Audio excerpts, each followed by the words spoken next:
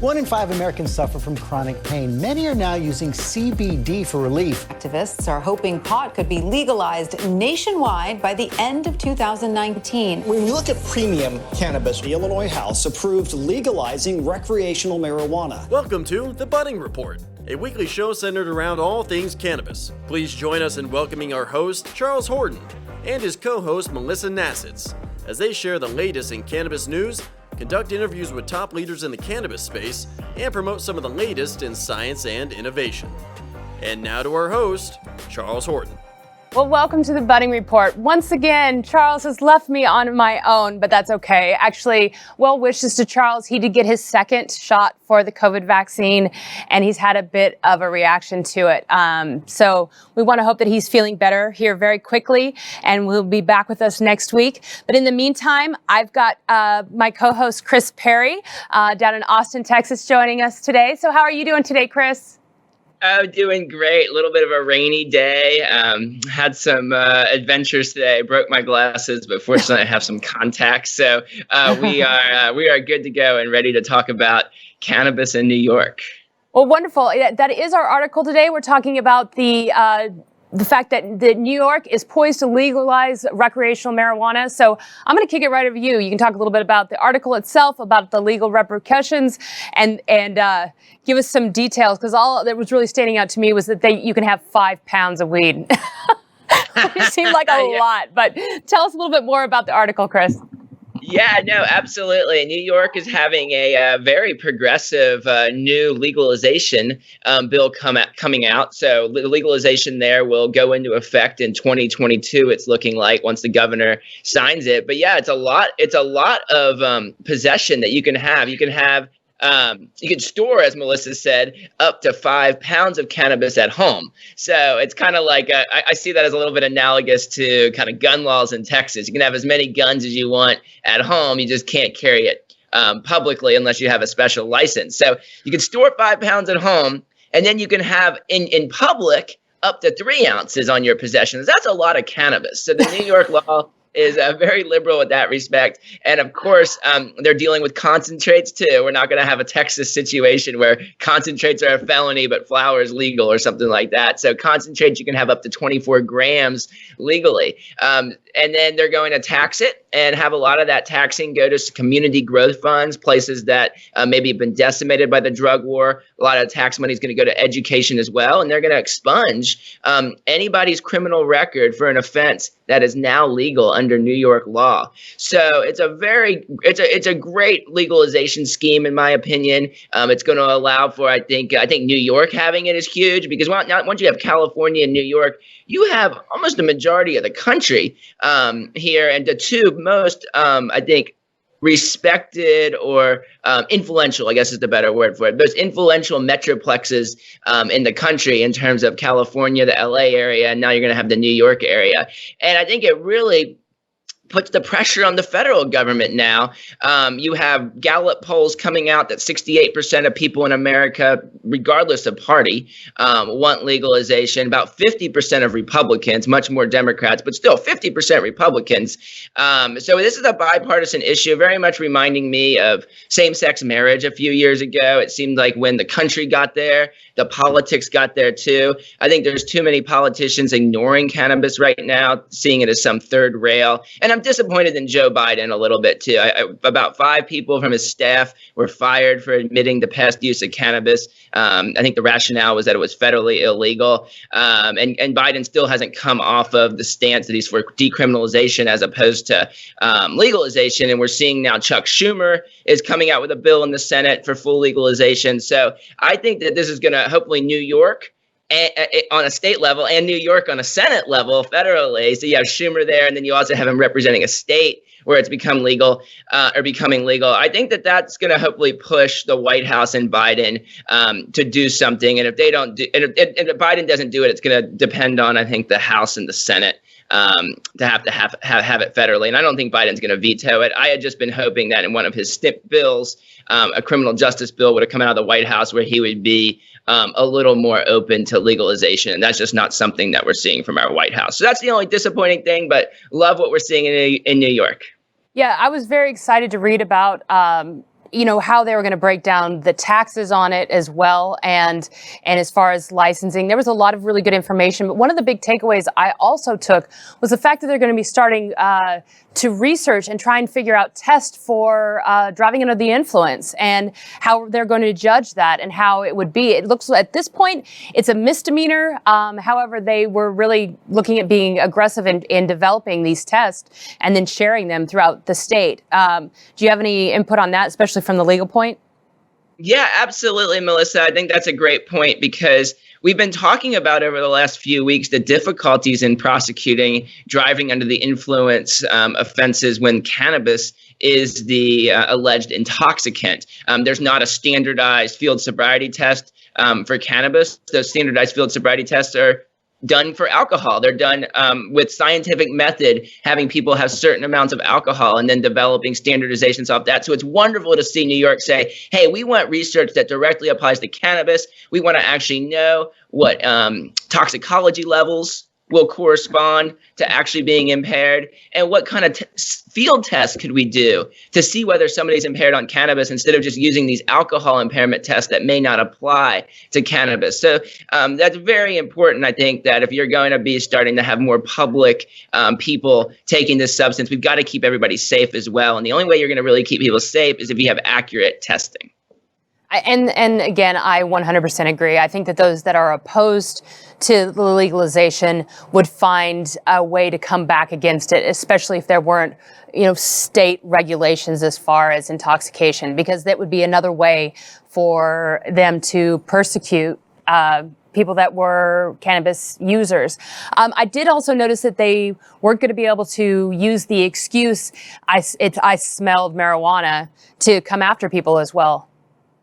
Yes, that's wonderful that they're writing that into the law because when you don't write into the law limiting cops' ability to search, then you depend on lawyers having to litigate it in the courtroom, and you allow too much wiggle room for the police officers. So, for example, if you don't write that in the law and the officer says, oh, I smelled something that smelled like recently burning marijuana, they may be able to massage their probable cause to try to get into somebody's vehicle. But I think that you just got to completely outlaw, and you can't leave it up to different judges. One judge saying like, oh, I think that's probable cause, and another judge saying, oh, I don't think that is. That's just you don't have enough clarity on the law unless you just have an outright law that says marijuana smell is no longer probable cause because it's legal. So it's not probable cause of something illegal if you're smelling something legal. And I like how the legislature just flat out said it. And we're not going to have to go through 3 or 4 years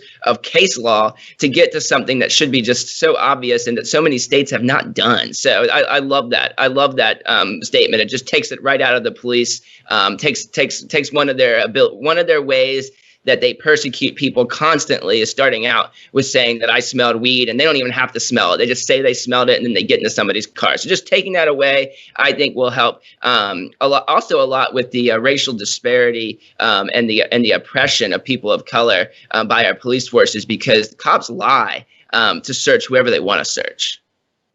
I'm so excited to hear this, and that states are moving forward. So we're seeing so much more progression towards legalization. It's good news.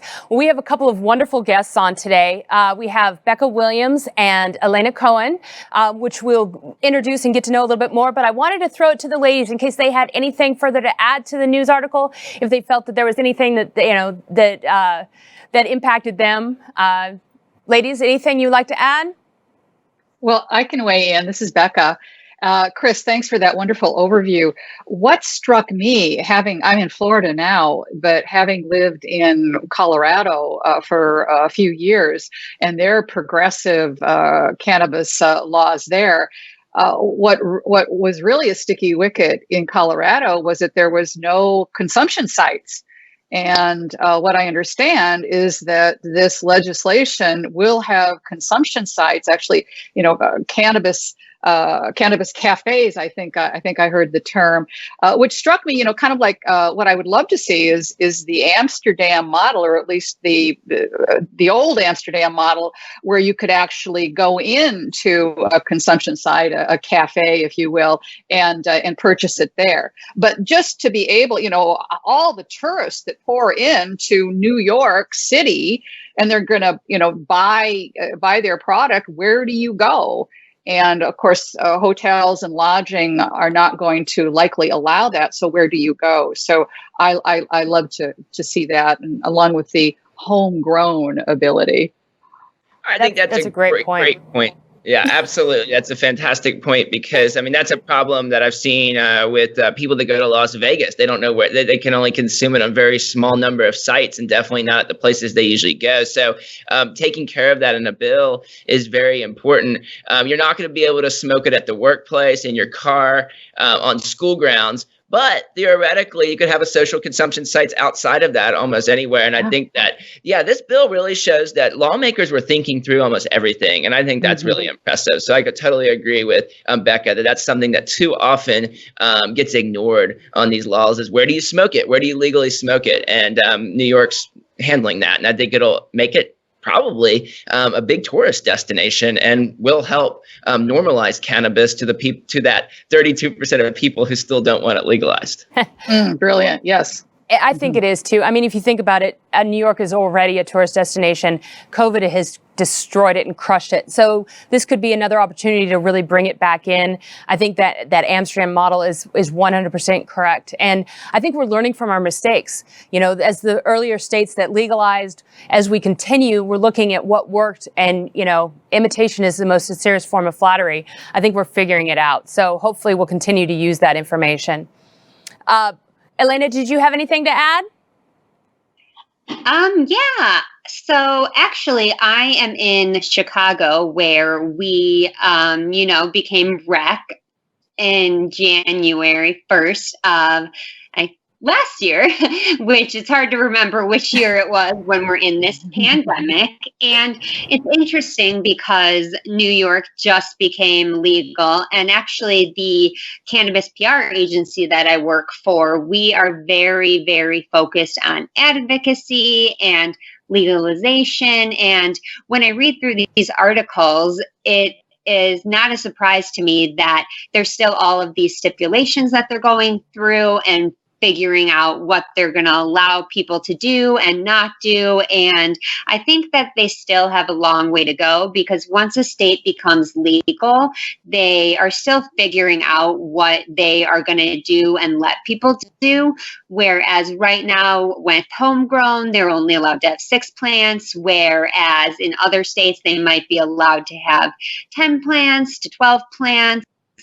And it's just different in every state. And I think that it basically takes about, maybe 10 months, maybe 6 months, maybe to a year to really figure out what their stipulations and what they're going to change and what they're going to still go with, because they have to see what's working and what's not. And I know that, a lot of people in New York have just been waiting and waiting and waiting for this to happen.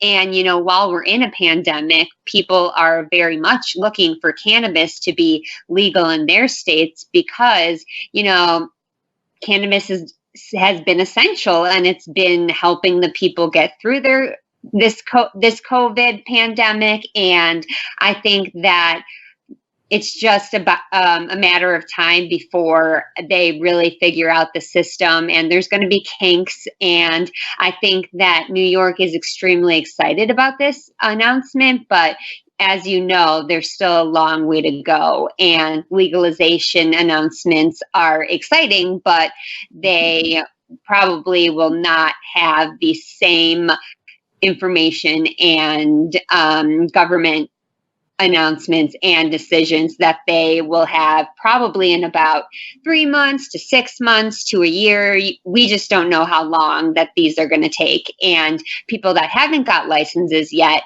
there could always be a gamble, which I know happened in my home state with Illinois and Chicago. And, lawsuits are happening, and it could just take way longer than you expect. So as many people are excited about it in New York, it just may take more time than they're expecting. Well, that's good information for people looking at investing, especially in the New York market. Obviously it's happening. It's just looking at those small loopholes that could happen are definitely stumbling blocks. Well, thank you, ladies. I appreciate the weigh-in. I'm very excited to get to talk to both of you a little bit more as we go through the show. We're going to break for a quick commercial, and then we'll be right back with Becca Williams, who is the principal at Emotional Liberation with Becca Williams. Give us just a minute. We'll see you in a few. Hello, coming to you from the outdoors where I do my heat training, and I did my repeats on the hills. It's actually pretty empty, but it's kind of close to 90 degrees. So that's when I squeeze in whatever I can, but I'm actually here to share what Simply Start, Simply Satisfy is. So this organic hemp oil, this is the serum Simply Start, and you can take it twice a day or once. I already took both of them in this morning, so now it's lunchtime. Real quick and easy, yummy, delicious, 30 calories. The other one is Simply Satisfy. So it's a spray and also 3 sprays. You could do it once a day or twice a day. Again, I did it this morning. I'm doing it now at lunch. It helps you take care of your health and wellness. So learn more about them. Remember, 3 simple changes on how you can incorporate into your life. You can learn more at the link below. So stay safe and keep moving, keep training, and take care of your spirit, mind, and body. Well, welcome back. Now we have Becca Williams. She is the RDN CCN principal at Emotional Liberation with Becca Williams. She's done cannabis-assisted emotional recovery, worked as a group facilitator, speaker, and mentor for personal and collective transformation for more than 2 decades. A board member of the American Academy of Cannabinoid Medicine. We heard a little bit about her good points on our news article, and I'm excited to find out a little bit more what emotional liberation therapy is. So first of all, welcome, Becca. Thank you for joining us. Give me a little information about what it is you do. Of course. Well, first of all, I want to say, Melissa, to you guys, Melissa and Charles, get well real quick. Chris and Derek and Michael, who have done so well in hand-holding me for my first time here. Thanks for covering the entire waterfront of cannabis. I mean, your entire team is just doing amazing work and educating us all about the really countless aspects of cannabis, and inviting me to talk about what I consider the third wave of cannabis. The first wave is recreational, or often called adult use now. And the second wave is, what hurts, take the cannabis. And then the third wave of cannabis is kind of esoteric and still exotic at this point, is what I call conscious cannabis, or a more technical term is the psycho-spiritual aspect of the plant. And, we know that, as I like to say, it's not about getting high, it's about getting well. It's not about getting high, it's about getting well. And whether it's heightening in enjoyment and creativity, or, if it hurts, cannabis can do this or that. And then in my work as an emotions therapist, healing emotional pain. And this is what I like to think of as the third wave of cannabis. And that's, my area of expertise. And that's quite different from the other 2 waves of cannabis. So, what is emotional liberation therapy? So when we have a serious health issue and we're in pain, hello, Charles, we want to get out of that pain as soon as possible. So we go to a doctor or a chiropractor, or, in my instance, a clinical nutritionist or some other practitioner to get to the bottom of it. And we want a diagnosis so that we know how to heal it. Yeah. And so your practitioner is asking you questions. He or she might do some testing using tools like that, x-rays, whatever it might be. And you come away with a treatment plan. And that might be surgery or some kind of adjustment or prescription meds or supplements that I say that as a clinical nutritionist. For example, my shoulder, I hurt my shoulder a while back. So I went in and I got a diagnosis, and it was adjusted, and I was given some therapeutic exercises to do. And, we might go into physical therapy for something like that. So we know what we need to do when we have some kind of physical challenge in our body and with our body. But when it comes to emotions, and I'm talking about difficult emotions, anxiety, depression, anger, self-doubt, loneliness, how do we deal with these emotions that can have such a devastating impact on our lives? As Westerners, we want to understand what's going on. That's why it's so helpful to go to a doc, right? And get that diagnosis. Phew, now I know, and I can put my health plan into action. But in this work, Emotional Liberation, I teach the spectrum of difficult emotions. And I like to do this in groups. It's very powerful when we can discuss our experiences and our challenges and the behavior patterns that keep blowing up in our face. So we need this thinking approach to understand what the emotions are trying to do so that we can help them do that.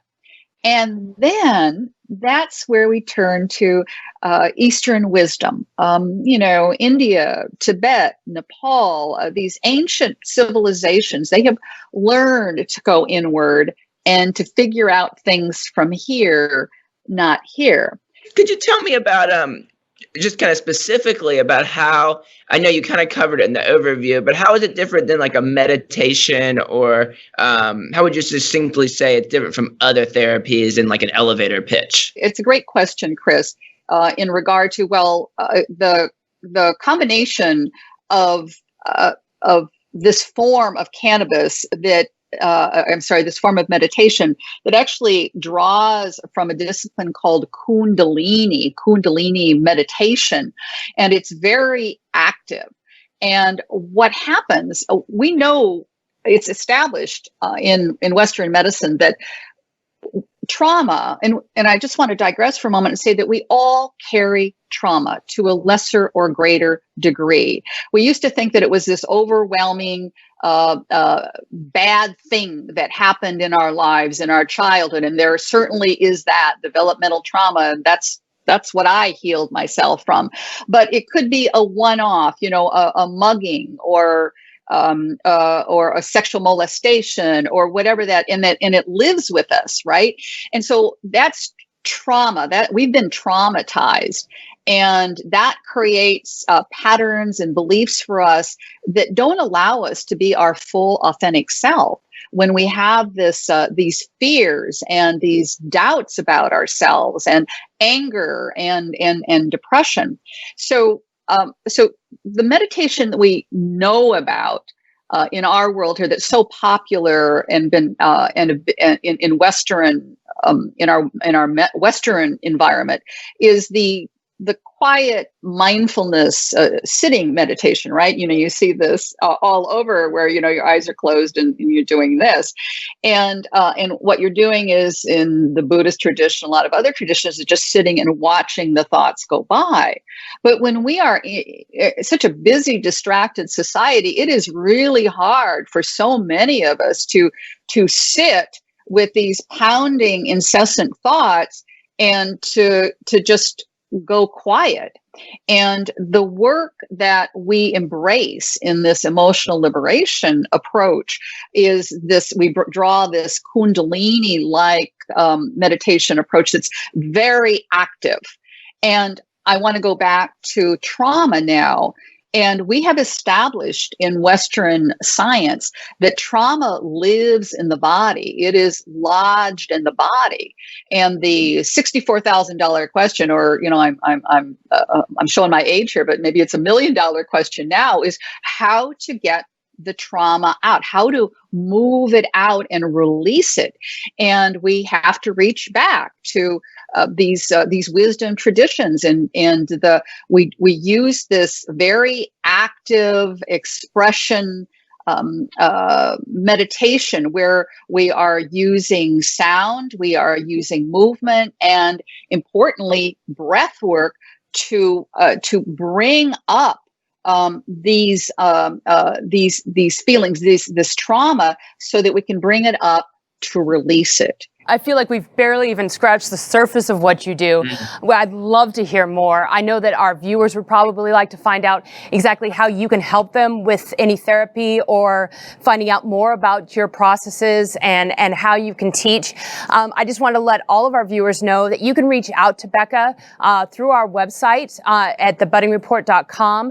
Please do. This is why we host this show, is to put people in contact, to show the wonders of the plant and what it can do physically, mentally, spiritually. And it's wonderful to hear this therapy that's going on, because I think this is a huge epidemic that we're facing. So thank you so much, Becca, for coming, for the work that you do. Well, I hope to have you back on the show so we can hear even more about your processes, because again, I have so many more questions. I wish we had longer for a show, but give us just a moment. We're going to go back to a quick commercial break. We'll be back in just a moment with our next guest. Hello. Here on my lunch run in the middle of the heat, where I get my break really quick after training clients and leading some classes. I am taking my Simply Satisfy. It is 3 sprays, organic hemp. Next one is my Simply Start. You can take it twice a day or once a day. I already took one morning dose. I'm now taking my afternoon dose. One little yummy organic hemp. Try to check them out. Simply Generous. Helicopter. All right, time to go train and run down the hill. Bye-bye. Welcome back. We next have Elana Cohen. She is with Nasits Co. Cannabis PR, so a public relations person on next. She is going to share a story a little bit about cannabis. I know that there is some sadness in the background of your story, but I know that she's worked with a doctor to help navigate her road through cannabis. But I really want to hear more about what it is that brought you to cannabis, how it's helped you, and what it is that you do in the field. So welcome. Absolutely. Thank you. Thank you for having me. As you said, I am a public relations account manager at Nasits Co. PR, and I absolutely love it because I am, as you said, I'm a medical cannabis patient, and I just have a very strong passion for the plant. And I've been in the public relations field for about 10 years now. I started out in hospitality PR, and I always wanted to work in an industry where I really believed in the product or person or the organization, where I believed in their product and it was something that really meant a lot to me. So when I became a patient and cannabis agencies started opening up, I was just waiting and waiting for that. And once I started seeing job openings, I sent out every resume that I could. So the background of my story is I've been an anxious person my entire life, pretty shy, and, not really wanting to talk to people or getting really nervous if I had to go out in a social situation. And my backstory even further is that when I was 15 years old, about to start my sophomore year of high school, my mom actually committed suicide. And it was very hard and difficult, teenage girl, 15, really much need your mom at that age. And I also had an 18-year-old sister at the time. Very, very important of those years to have your mother with you. And, she left our dad for 2 teenage girls, which giving him a run for his money. And, he actually got into the cannabis field as well, a little bit before me, and he was terrified that my sister and I were going to start, having mental health issues and mental illness because it ran in the family, and he was scared because my mom took her life, and he was starting to see that my social anxiety and my sister's depression and anxiety was starting to get worse. She started college. I was going through the motions of, the rebellious teenager stage and having panic attacks. And we started getting prescribed big pharma medications from all of the psychiatrists and therapists that we were seeing.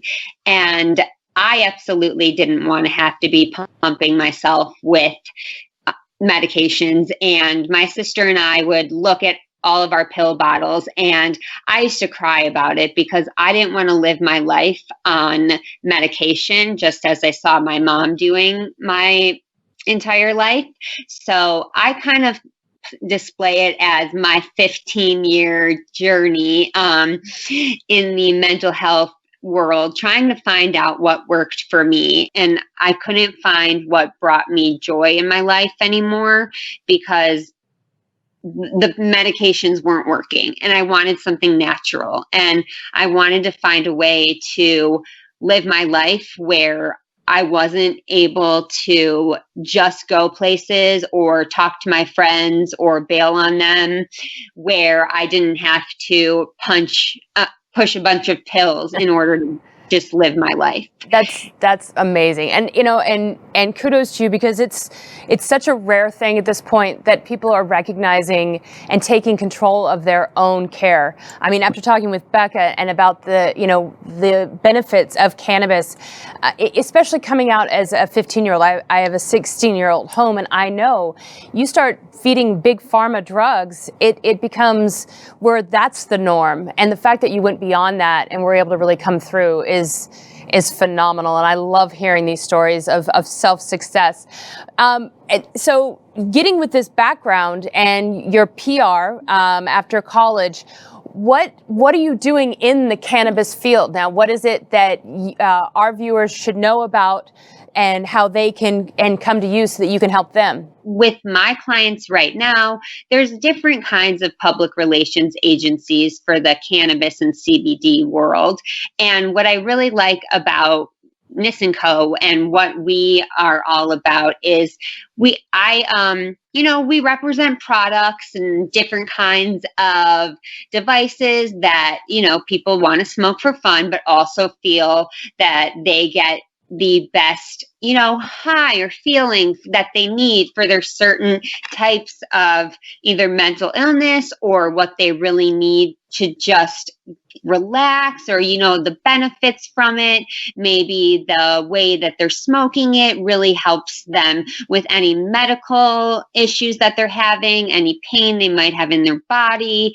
And that's the same for all of the CBD companies that we rep, that we have all sorts of different products, with whether it comes from tinctures and bath bombs and body bath salts. And then we also have so many different types of capsules and sleep gummies. And we also are taking on, more vegan types of CBD and THC clients, because that's always been kind of an issue, because a lot of clients are vegan and they just aren't finding the products for that. So we also represent a lot of CBD companies and hemp farmers and cultivators.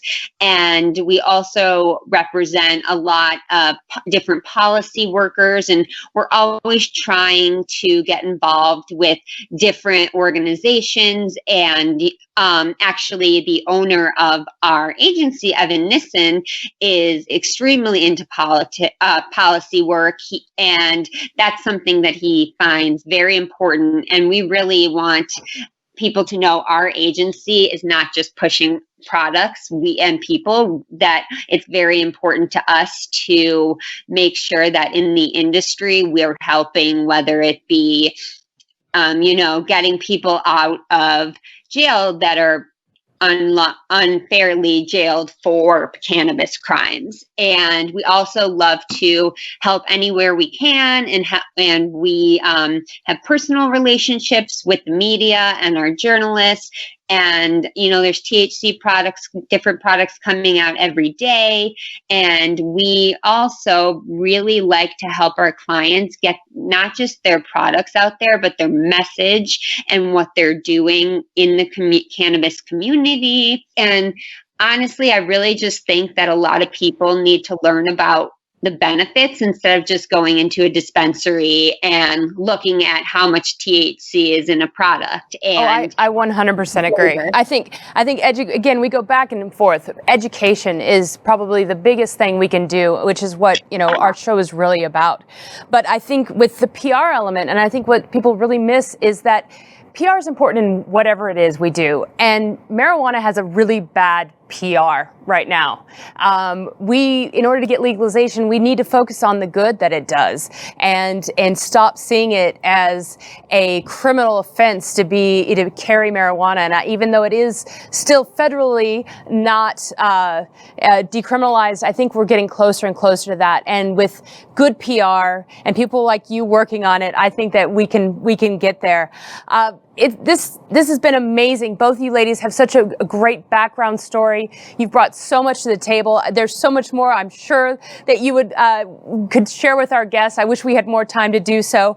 But I'd like to invite all of our guests to reach out for the PR, reach out to Becca and Elana and talk to them about what they're doing and how they can help them. You can always reach both of them at the website at buddingreport.com and connect, figure out how you can better your mind, better your soul, better your body. So ladies, thank you so much for the work that you're doing in this field.